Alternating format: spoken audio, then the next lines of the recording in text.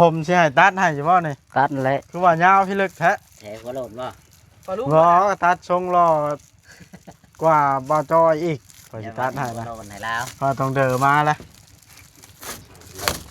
แกช่วยกันก่อนแบบว่า บ่แล้วบ่มีอันตัดหาแนวมาตัดพุ่นข่อยสิตัดเอาได้ข่อยบ่แก้ได้ ติดไม้ ข่อยมัดแน่นมีบ่มีตัดในรถนี่ ได้ต้องเดินจัน อยู่ในรถแล้วต้องเดินมาตัดซ้ำผมบ่ได้นี่ คอยตั้งนวด เออ คอยนวดยาวย่อมันหลุดยาวคือแบบว่าเด็ดขาด ว่าดอก ย้ำเป็นคือแบบว่าก็ น้องขี้ไล่คือแบบว่า ให้ว่าดอก ได้บอสได้เนี่ยจะเอามีแต่กล้องมันได้ บ่จะไปเว้าแนวนั้นได้ คอยชื่อตั้ง600 บาท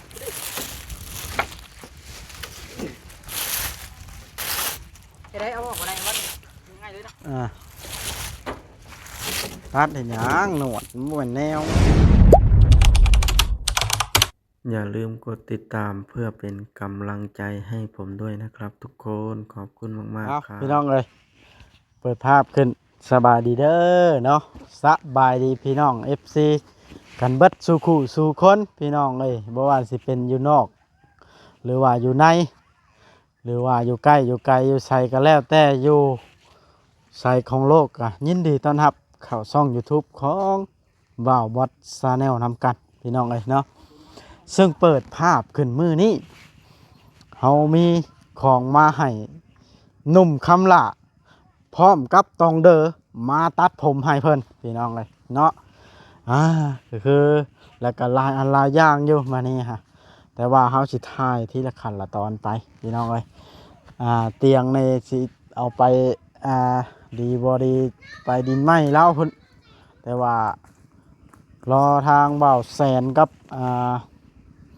เบาจิตมาสักก่อนพี่น้องเอ้ยเนาะนี่เพิ่นกำลังนึ่งข้าวนึ่งน้ำอยู่เถียงเพิ่นเนาะไปเอาไปเบิ่งกันพี่น้องเอ้ยเด้สะพี่น้องนี่โอ้ได้หลากหลายอันเตียงสองหน้าบักใหญ่พี่น้องเอ้ยโพแกใส่รถมาไม่มาเฮ็ดกระตูบขังพอได้นอนแล้วก็อยู่ในรถอีกโอ้บุพาให้เบิ่งของในรถนี่ให้เบิ่งเตียงก่อนพี่น้องเอ้ยโอ้ตัวเข้าไปเบิ่งก่อนเพิ่นคือว่าเห็นในคลิปทางเบายังใส่เพิ่นลงตุสิทธิ์ลงปวดดำหน้าอยู่นะพี่น้องเบิดน้ำเบิดในแล้วบ่รู้ว่าจังไดอันนี้ก็ได้อ๋อต่อมาพี่อันเอาคำละ โอ้อันนี้พี่น้องเอ้ยเอิ้นบ่าวคำละมากัน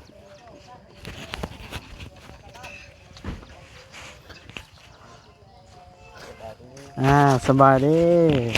ติดไม้กันก่อนอื่นไปอันนั้นช่วยกันพวกหันคือว่าเห็นดำหน้าอยู่ ดำเลยแล้วเลยขึ้น แล้วล่ะ โดย เบิดน้ำล่ะ ยัง แล้วไวแท้ ผักตอนแรง ขึ้นล่ะ โดยสบายดี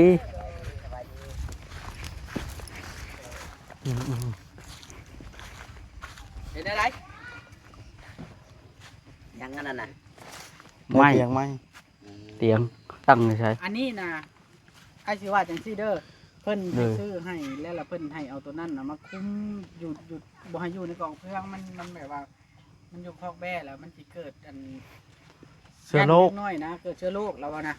โดย เจ้าใหญ่ออกมาทั้งนอกก่อนชามเจ้ามีหินมีดอนอยู่นะอยู่ใช้ก็ได้นะอยู่แถวนี้ก็ได้ใกล้ๆก็ขามไปก็ได้ แล้วเอาผักกระยางมุ้งเนาะ แม่นแถวอย่างมุ้งมาจากมุ้งซอย นั่นเลยไม้ค่อยๆกับอันซื้อมา ออก แล้ จาว กหั่นก้อนนะออกจากอันนั้นที่ชื่อดอก เอาจากหางเพื่อนชื่อ โดย ยัน ยันงู มัด แง่วแขวก็ปลอมพ่อม ยันมัดแล้วก็ให้เนาะ ยันงูไปแก้เชือกกัน ไปไหนผมสิให้ตัดให้เฉพาะนี่ ตัดแหละ คือว่ายาวพี่ลึกแท้ แถวหัวโลดบ่ พอรู้ บ่ตัดทรงรอกว่าบ่จอยอีกขอยสิตัดให้นะ โลดให้แล้ว พอต้องเดินมาแล้ว ได้ช่วยกันดีกว่าบอกว่า บ่แล้วบ่มีอันตัดหาแนวมาตัดพุ่น ไม่ ข่อยสิตัดเอาได้ข่อยบ่แก้ได้ ติดไม้ ข่อยมัดแน่นมีบ่มีตัดในรถนี่ ได้ต้องเดินจัน อยู่ในรถแล้วเดี๋ยวมาตัดซ้ำผมบ่ได้ เอ นี่ อคอยท่านนู่น เออ คอยนู่นยาวนี่โอ้โหยอมมันยาวนี่คือแบบว่าเด็ดขาด ว่าดอก ย้ำเป็นคือแบบว่าก็ โอ้น้องสิไล่คือแบบว่า ให้ว่าดอก ได้บ่ได้นี่จะเอามีแต่กล้องมันได้นี่ บ่อย่าไปเว้าแนวนั้นได้ คอยชื่อตั้ง600 บาท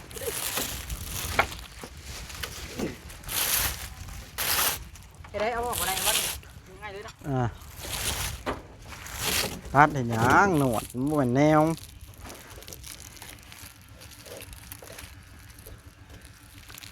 บ่จ้อยเอาตรงเดินไปตัดเอาโอ้จำไทยแล้วโด ตัดหยังอย่างนี้นะ ตัดนี่ล่ะบ่จ้อยมีมีด ขอตัดเรียบร้อย มันก็ นี่ตัวนี้ แม่น บ่ ค จ้อย วามแล้วแล้วเฮ็ดแบบนั้นได้มีดทื่นเอารถตัดอันนี้ก็ได้มาขอยืมแน่บ่ให้บายอีก มาบาย เอาเลย เดี๋ยวว่าเอาเลย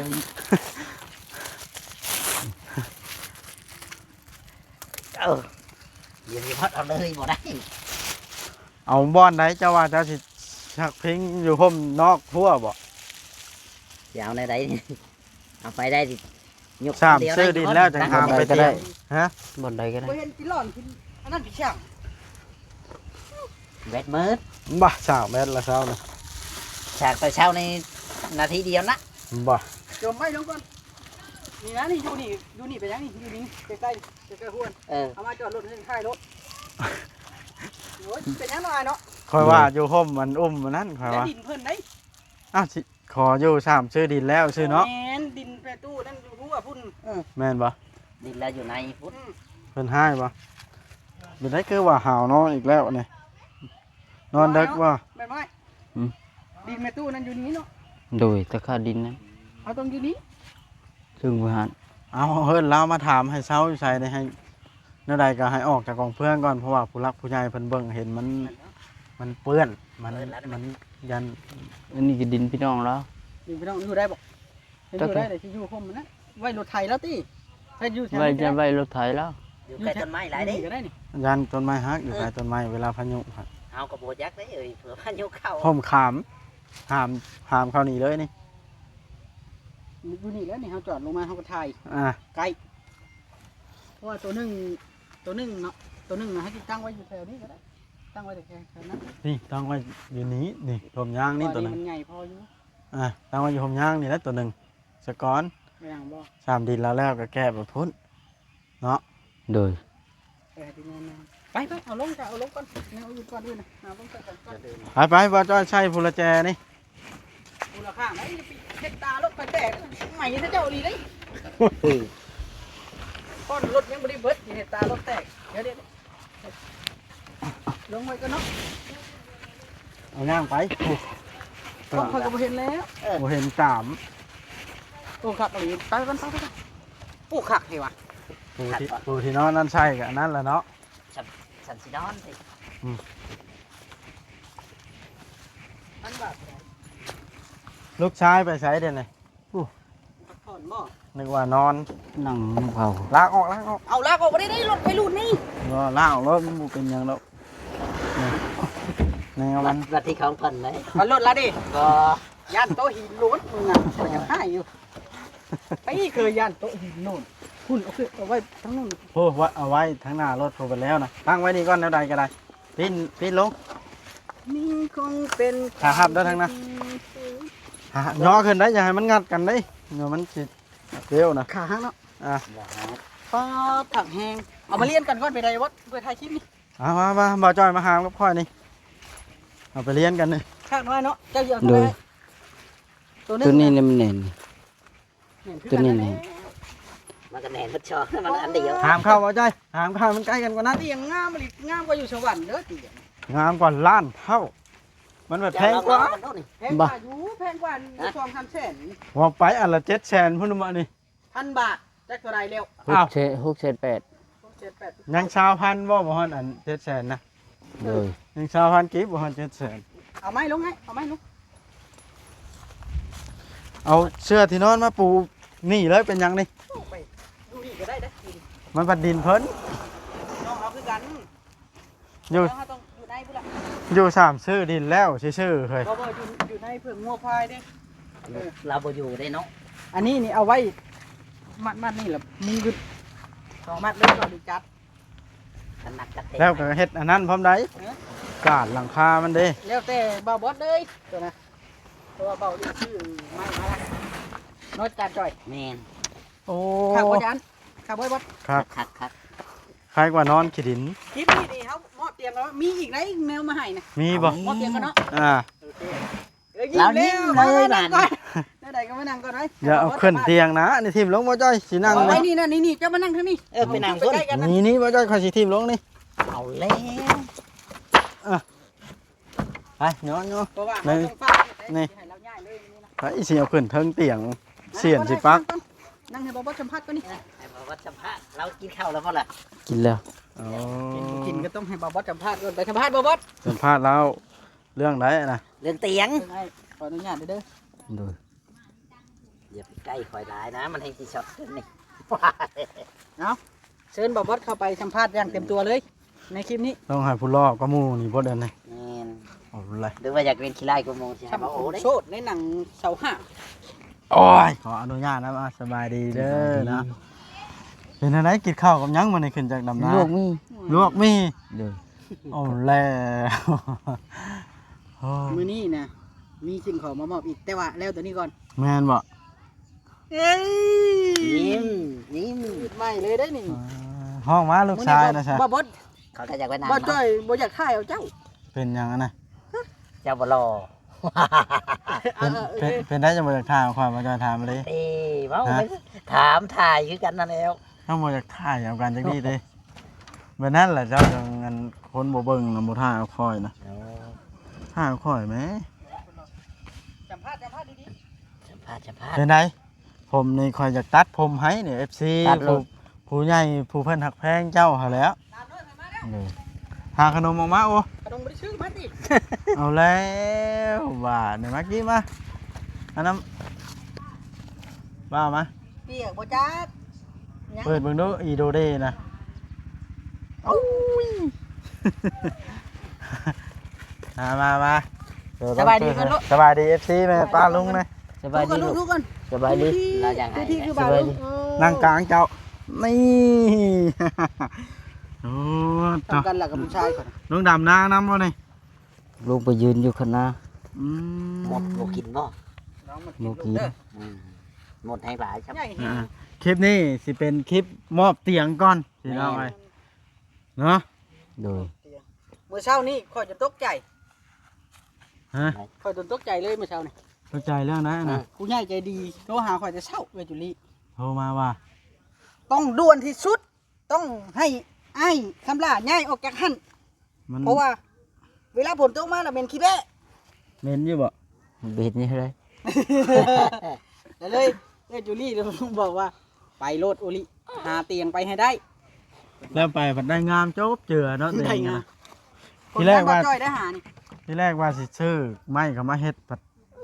ทนทางก็ ย่านข่อยหยังเอ้า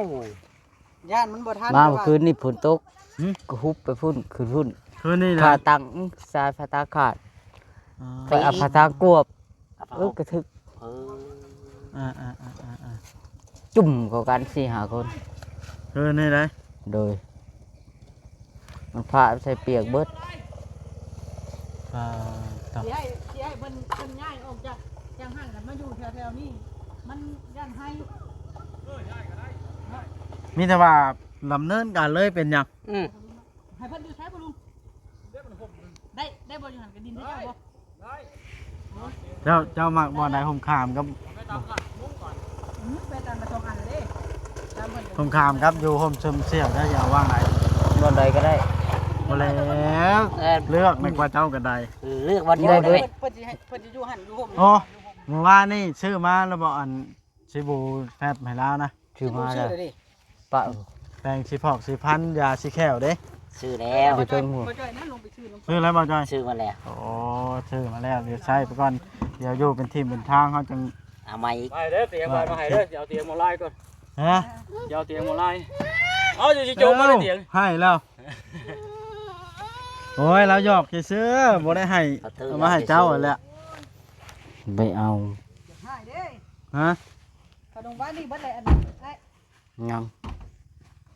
บ่ได้ชื่อขนมมัน เอามันร้อยออกมายังกันน่ะ ให้เจ้าพ่อเพิ่นติ มาจ้อยได้ซะ บ่ให้สิให้อ้ายกับเจ้าพ่อเพิ่น เอาแล้วมา นี่เป็นเงิน FC จากฝั่งไทยเพิ่นสนับสนุนช่องเรา300 บาทเราเลยก็เลยซื้อ100มาชูกันกิน แล้วบ่จ้อยเขาบ่ได้กิน บ่ให้ได้ เอาแล้วเบิ่งแน่ความบ่แพงลาวจังดีนะแพงแต่เจ้าผู้เดียว แต่สิให้เพิ่นนะอยู่หั่นบ่ อยู่ เจ้า หัน พ่อ แล้ว มันจังคมเนาะ อยู่หันแล้วมันจะปลอดภัย บ่มันห่มพวกเขามาถ่ายพร้อม แล้วนี่ให้ได้ไม้กับเขาก็มีคนตีกับเจ้าปู่บ่ได้เสียงนี่ บ่มีตะปูมีอยู่คนตี เอาเลย โทรบอกอันตัวเวียงชื่อเขามาบ่เนาะ หาเล็กเก้าตอกแค่ก็ได้เห็ดรับนั่นซื่อ แม่นตอกให้มันเป็นเสาขึ้นซื่อๆแล้วเอาเชือกฟาง เล็กใหญ่ยันแตก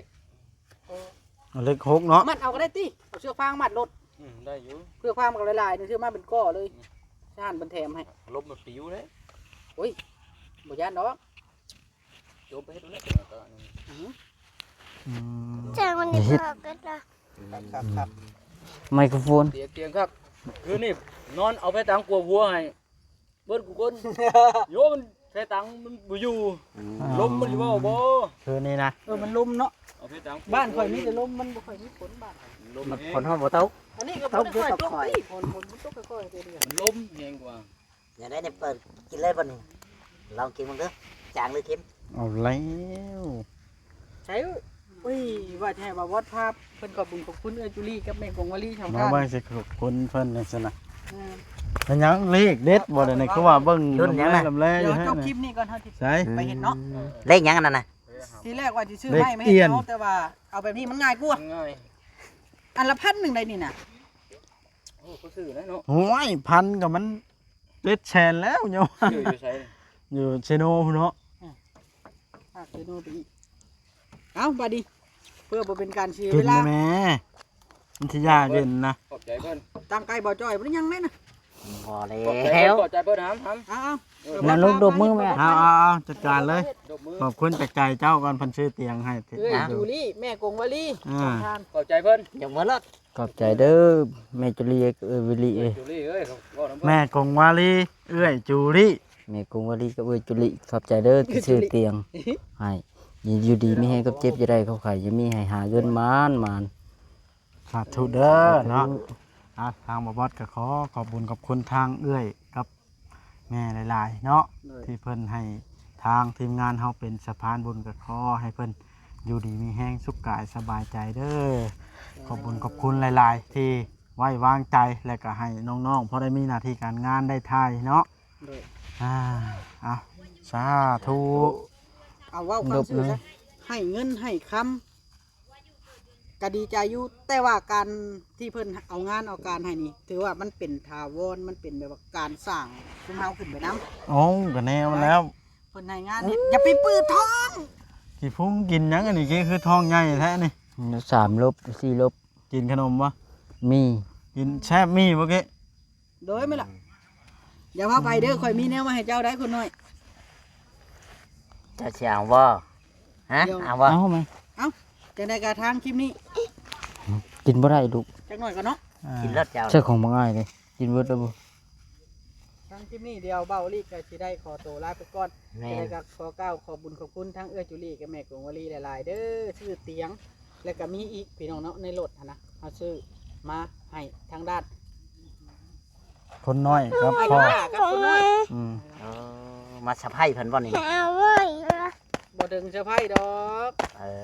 มาให้เพิ่น โอ้ยไล่เดียงสาได้ละเบิ่งลาน้อยเอ้ย คนน้อยเป็นได้คือบ่ถือเกิบอันนี้ มื้อนี้ความดีของพ่อลุง บ่มีเกิบวะ ไอ้บอสเว้าหลานที่อยู่หั่น อ๋อเยี่ยมเยี่ยมเยี่ยม หลานที่อยู่หั่น ถามมาเลย พ่อลุงก็เนาะ เป็นอะไรคนน้อยคือบ่ถือเกิบ สุ อัน ด นี้ ยอดสุดยอด เกือบกับมันถิ่มอ่ะ บ่มีแล้ว โอ้ยเหม็น เด้อ ให้เรากินกัน เป็น ครึ่งหนึง บ่เจ้านั่นแล้วอะไรให้ อ ลูก ย่าให้ลูกอย่าให้ลู เดี๋ย ก วใจสั่น เอาอันนั้นต้องเดินมาตัดออกได้นี่บ่ได้เด้อันนี่โอเคตัดบ่ เอ้าตัวใด มัน วะ เหี่ย นั่นแล้ว ของ ของ เต็ง เจ้า ไม่ แหละ พากวบเรา มันเหี่ยสิมื้ออาหารตัวใหม่ใช่อย่ามาบังกล้องกันนะ ตัวนั้นตัวใดของค่อยนะ ตัวนั้น ตัวนั้น แล้ว เจ้าหน่อยมาลงกันพอดีผู้หนึงว่าได้หนึงผู้หนึงว่าได้หนึง เป็นไงจวดยาลินคง เอาพี่น้องเอ้ยมิตรว่ารอชมในคลิปต่อไปบาวบอสก็มีของมาเซอร์ไพรส์พ่อกับลูกคือกัน เอาแล้ พี่น้อง ว เอ้ยมิตรว่าถ้าเบิ่งกัน มาจอยบ่มี ในคลิปต่อไป เอาไปย่าง มาจอยกับมา มาน้ำกันก็มีน้ำกันนั่นล่ะบ่น้อยก็ได้ เดี๋ยวได้สิยกคนเดียว มิตรว่าถ้าเบิ่งคลิปหน้าว่าเอาสิหามเตียงเขาพุ่นเนาะโอเคเด้อเอาสบายดี สบายดี